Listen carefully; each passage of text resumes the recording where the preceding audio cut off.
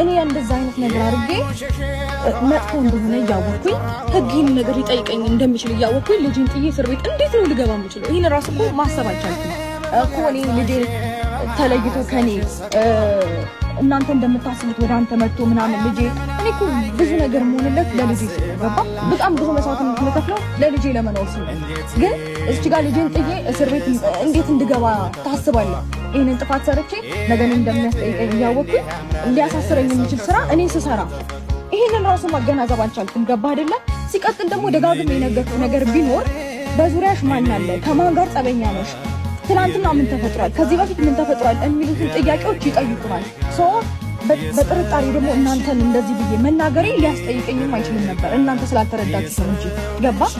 በቃ ሊያስጠይቅሽ ነው ይባላል እንጂ እንዴት አይስጠይቅሽ? ያስጠይቀኝ ድብና አድርገሻል ብለሽ ስትከራከሪ ያስጠይቅሽ? በጥርጣሬ ልክ ነሽ። እንዲህ ሊሆን ይችላል። ጥርጣሬ ልክ ነው።